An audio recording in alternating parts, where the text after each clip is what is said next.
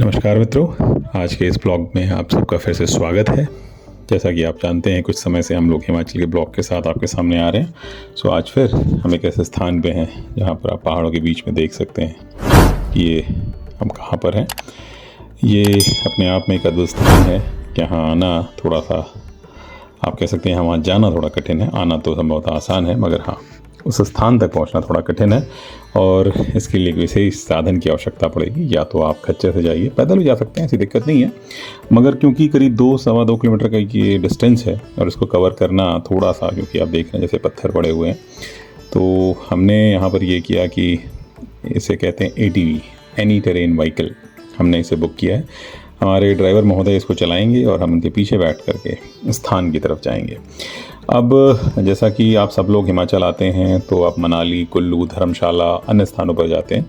इसके साथ साथ बहुत सारे लोग अटल टनल घूमने आते हैं। उससे थोड़ा आगे बढ़ेंगे तो सोलांग वैली, जी हाँ, सोलांग वैली से लगा हुआ है ये स्थान। और जितना भी मैंने इस स्थान के बारे में पढ़ा है, ये बड़ा ही अद्भुत अपने आप में एक अलौकिक है, क्योंकि इसकी जो भौगोलिक स्थिति है, जब आप देखेंगे तो अपने आप समझ पाएंगे क्यों मैं ऐसा कह रहा हूँ। मेरे हर ब्लॉग में मैं बार बार आपसे कहता हूँ अद्भुत और दैविक, लेकिन हाँ, स्थान को देखने के बाद जो अनुभूति आपको होने वाली है, शायद वो अपने आप में अनोखी होगी। जैसा आप ये देख रहे होंगे, रास्ता काफ़ी पथरीला है, काम भी चल रहा है, काफ़ी पत्थर पड़े हुए हैं। और जैसा मैंने आपसे शुरू में कहा कि स्थान को आपको जाने के लिए खच्चर के साधन भी हैं और आप पैदल भी जा सकते हैं। तो ये चारों तरफ पहाड़, पत्थर, और जैसा ये स्थान आपके सामने है। तो आगे बढ़ने से पहले आइए जानते हैं इस स्थान के बारे में क्या हमारे चालक महोदय कहते हैं ATV के। वो हम बताएंगे क्या है इस स्थान का महत्व।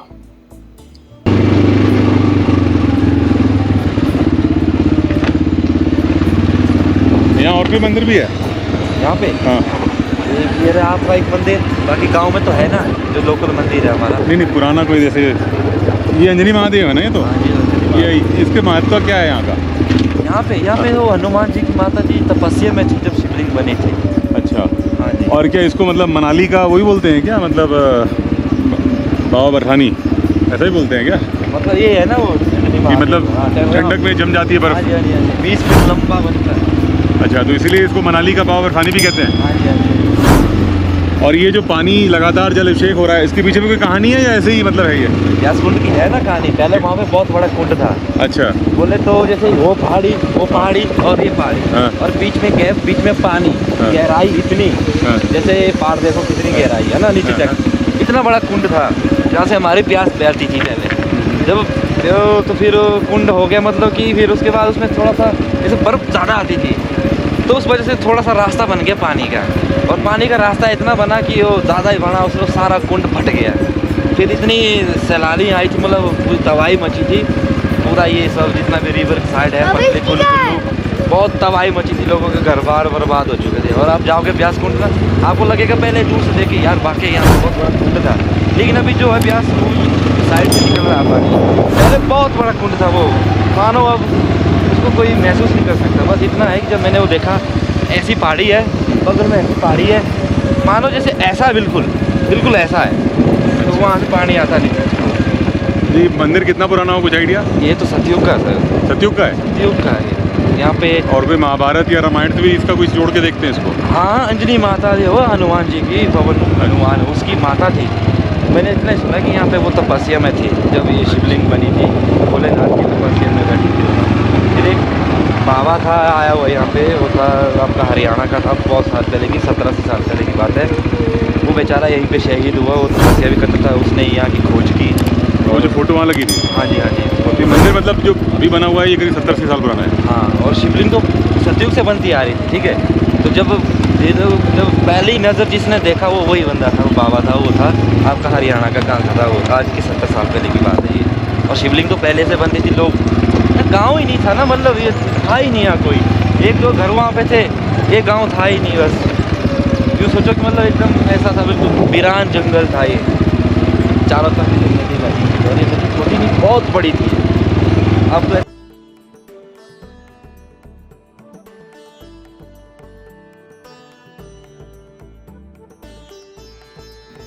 तो जैसा कि हमारे चालक महोदय ने हमें काफ़ी कुछ बताया, कैसा है ये स्थान, कैसे हुई इसकी खोज, क्या है इसकी महिमा। अगर आप इंटरनेट पे जाएंगे तो इस स्थान के बारे में बहुत कुछ जानने को मिलेगा। और जैसा मैं आपसे ब्लॉग की शुरुआत में कह रहा था कि सोलांग वैली से लगा हुआ है, सोलांग वैली में बिल्कुल नज़दीक में है ये स्थान।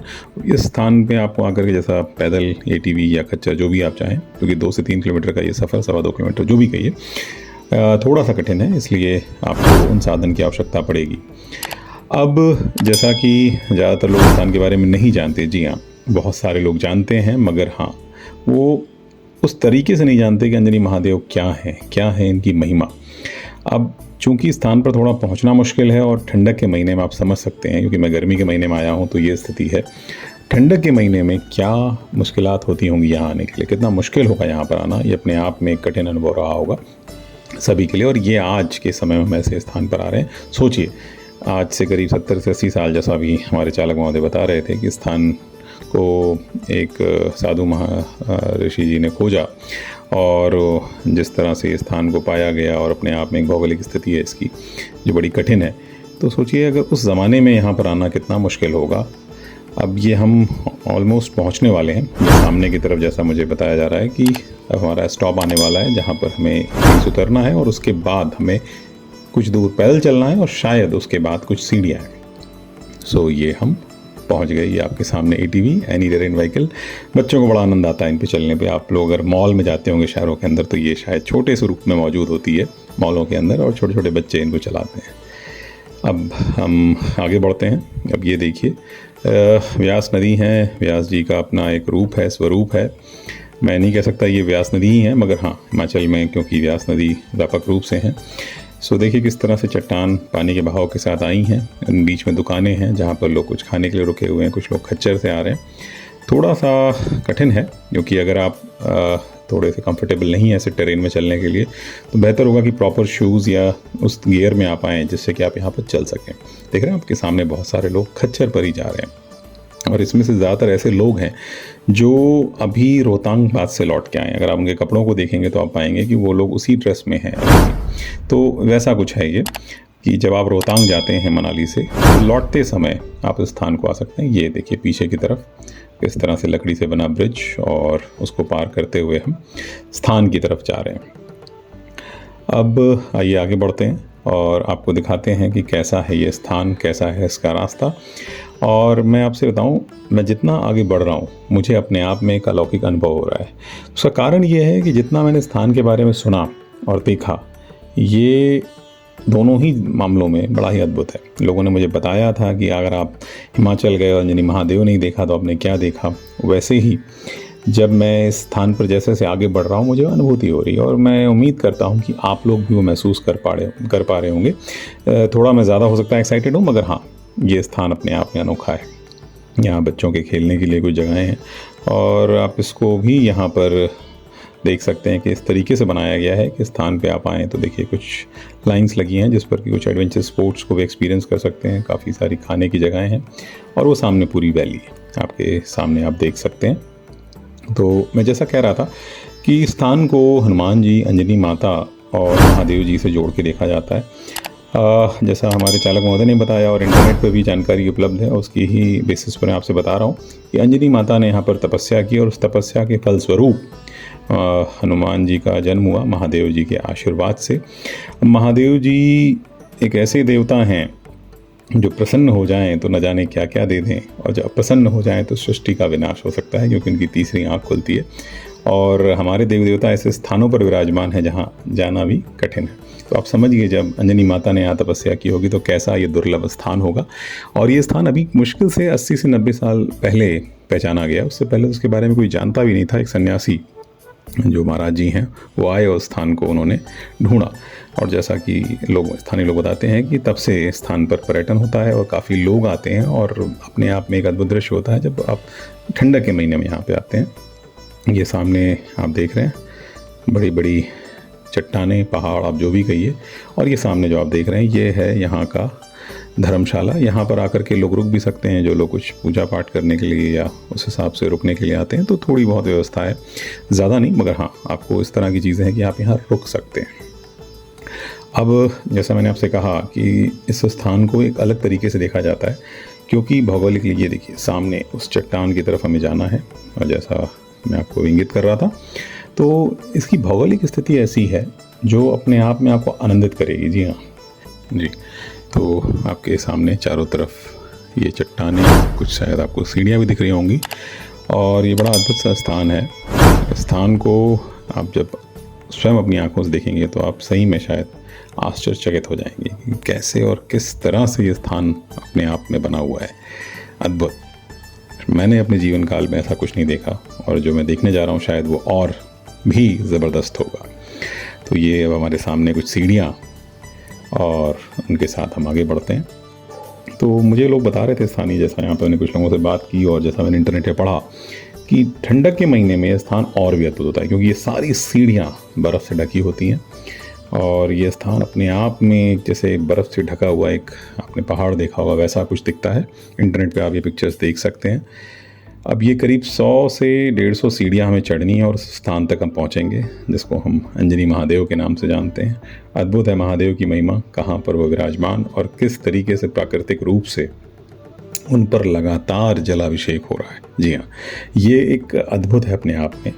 करीब 100 फीट से ऊंची स्थान से 24 घंटे लगातार यहाँ पर जलाभिषेक होता है शिवलिंग पर। ये अद्भुत स्थान थोड़े ही समय में, ज़्यादा नहीं, थोड़े ही समय आपकी आंखों के सामने होगा, और मैं यहाँ आपको चारों तरफ दिखाता चलूँ कैसा है ये स्थान। ये कुछ स्थानीय लोग या जो भी हैं यहाँ पे लोग, वो रहने की स्थान की। और मैं आपको यहाँ पर एक बात और बताता चलूँ कि स्थान को कुल्लू का अमरनाथ और छोटे बाबा बर्फानी भी कहा जाता है, क्योंकि ठंडक के महीने में ये शिवलिंग इतना जम जाता है कि इसको उस तरह से जोड़ के देखा जाता है कि ये दूसरा ऐसा स्थान है जहाँ पर बर्फ़ के शिवलिंग बनते हैं। वो सामने देखिए, हम ज़्यादा दूर नहीं हैं, क्योंकि ये स्थान है जहाँ पर हमें अपने जूते उतारने हैं और इसके बाद ही हम आगे प्रस्थान कर सकते हैं। वो आपके सामने, जैसा मैं कह रहा था, 100 फीट से ऊंचे स्थान से झरने से पानी गिरता है शिवलिंग पर। थोड़ी और देर और हम उस स्थान पर होंगे। आप सबको मैं इस अलौकिक स्थान के दर्शन कराऊंगा। तो जैसा मैं आपसे शुरू में कह रहा था कि अंजनी माता ने तपस्या की, भगवान शिव के आशीर्वाद से उन्हें हनुमान जी की प्राप्ति हुई, और तब से ये शिवलिंग यहाँ पर है, जैसा कि मान्यता है। अब आगे की अगर हम बात करें तो इस स्थान को हाल फिलहाल लोगों ने इस रूप में देखा। इसको कुछ लोग हिमाचल का, कुछ लोग कुल्लू का, कह लीजिए छोटा अमरनाथ कहते हैं, बाबा बर्फानी कहते हैं, और इसका एक अलग नज़रिया है। देखिए, ये कल कल बहता पानी जैसा कि उस झरने से आ रहा है। इसका एक नज़रिया ये है यहाँ पर कहने का कि पूरी दुनिया में 2 जगह ऐसे हैं जहाँ पर पत्थर के शिवलिंग के अलावा बर्फ़ से शिवलिंग, जी हाँ, पत्थर की नहीं, मैं कहना चाहूँगा कि बर्फ़ से शिवलिंग बनते हैं। एक बाबा बर्फानी और एक ये स्थान। तो ये पूरी दुनिया में दूसरा ऐसा स्थान है जहाँ पर बर्फ़ से शिवलिंग बनते हैं। अब यहाँ पर एक और भी चीज़ है जिसके बारे में आपको यहाँ बताता चलूँ, वो ये है कि बाबा बर्फानी जी, देखिए कैसा सुंदर सा ये झरना और कल कल बहती धारा जो कि सीधे शिवलिंग पर गिर रही है। कुछ ही क्षणों में आपके सामने वो स्थान होगा। तो मैं आपको यहाँ पर बताता चलूँ कि बाबा बर्फानी, जैसा इंटरनेट पर मैंने पढ़ा और पाया, कि करीब 20 से 22 फीट का शिवलिंग होता है, मगर ये शिवलिंग 30 से 40 फीट तक भी जाता है। ये जल उसी धारा से आता हुआ नीचे की तरफ। आप सोचिए कि ठंडक के महीनों में, क्योंकि नवंबर से लेकर के और मई के बीच तक का यह स्थान बंद ही रहता होगा संभवतः, उस समय पर ये कितना ही बर्फ़ होती होगी, केवल स्थानीय लोग इसे देख पाते हैं। मैं सही में चकित हूँ और अपने आप में ये अद्भुत है स्थान। अब मैं आगे चलता हूँ और आपको दिखाता हूँ क्या है और कैसा है ये शिवलिंग।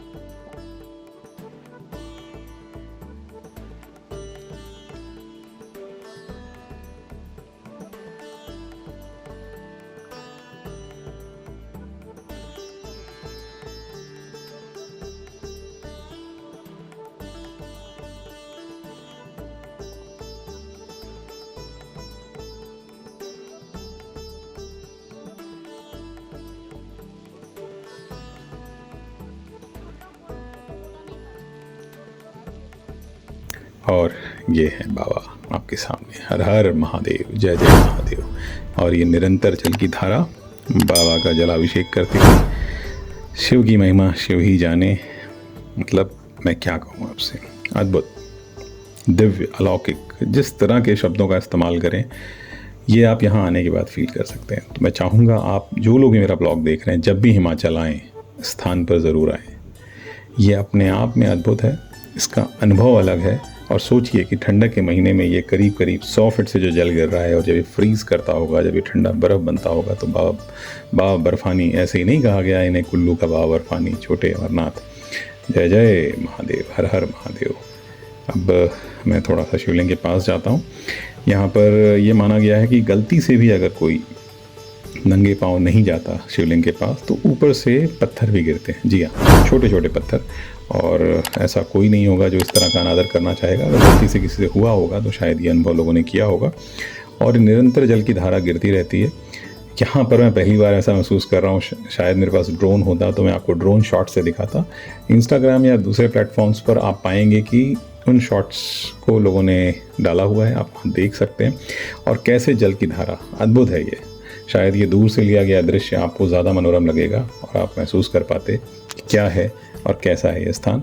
तो आइए स्थान के दिव्य दर्शन करते हैं थोड़ा करीब से और आपको दिखाते हैं क्या है शिव की महिमा और कहाँ कहाँ विराजमान है हमारे शिव और किस स्वरूप में। जय नंदी महाराज, नंदी महाराज की जय।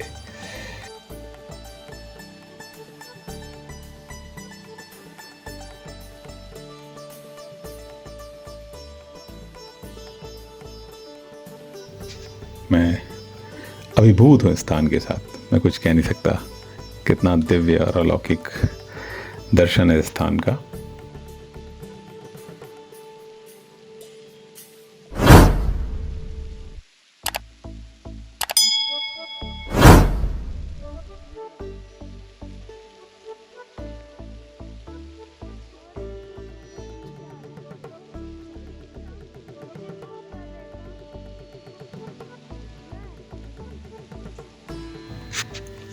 ये ऊपर से गिरती हुई धारा, मैं पूरे टाइम इसे देखना चाहता हूँ, कैद करना चाहता हूँ।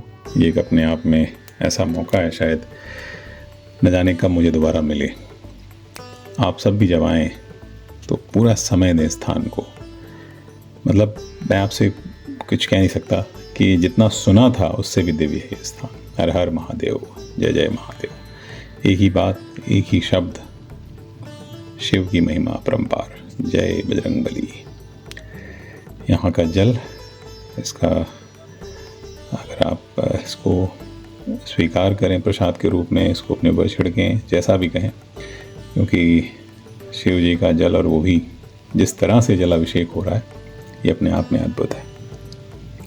लगातार लोग आ रहे हैं स्थान से गिरते हुए जल को स्वीकार करके अपने आप को विभूत करना चाहते हैं, भगवान शिव के प्रसाद को ग्रहण करना चाहते हैं। थोड़ा सा यहाँ पर संभल कर चलना चाहिए क्योंकि लगातार पानी गिर रहा है, थोड़ा सा स्लिपरी है। तो जब भी आए इस चीज़ का ध्यान दें। और मैं यही कहूँगा कि सफल हुई हमारी यात्रा और जैसा मैंने इस स्थान के बारे में पढ़ा था उससे भी अलौकिक और दिव्य है ये स्थान। यहाँ पर मैं आप सबसे एक बार फिर से निवेदन करूँगा कि जब भी आप हिमाचल आएँ इस स्थान के दर्शन ज़रूर करें। दिव्य, अलौकिक, अद्भुत, शब्दों की कमी पड़ रही है मुझे आज कहने के लिए कि कैसा है ये। बाबा विश्वनाथ के बाद मैं आपसे सही बताऊं, क्योंकि मैं बहुत ज़्यादा जगहों तो नहीं गया हूं, मगर बाबा विश्वनाथ के बाद ये अपने आप में एक अलौकिक शिवलिंग है जो मैंने देखा है। दिव्य है, अपने आप में अद्भुत है। जल की निरंतर धारा, नंदी महाराज, शिवलिंग। मैं बार बार उन शब्दों को दोहरा रहा हूँ। मुझे लगता है कि शायद आप लोग लग रहे होंगे कि मैं इतना क्यों कह रहा हूँ, क्योंकि जब आपकी नज़रों के सामने स्थान होगा, अपने आप ही देखेंगे, तब आप शायद समझ पाएंगे। यहाँ आप सबसे निवेदन है कि हम ये जो ब्लॉग्स बना रहे हैं ऐसे दैविक स्थानों के बारे में जो अपने आप में अद्भुत है, जिनका एक पौराणिक महत्व है, इसको जिन लोगों को इस तरह के ब्लॉग्स में इंटरेस्ट है उनके साथ शेयर करें, इसको ज़्यादा से ज़्यादा लोगों तक पहुँचाएं। क्योंकि उद्देश्य एकमात्र है, लोग इस स्थानों के बारे में, ऐसे स्थानों के बारे में जानें, उस स्थानों को विज़िट करें और उनको महसूस करें कि कैसे सनातन धर्म, कैसे पौराणिक स्थान जगह जगह पर हैं।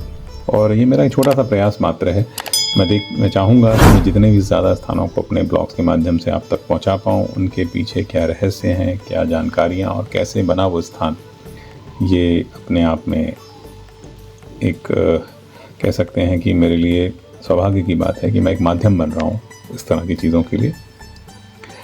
अब यहाँ से विदा लेने का समय आ गया है।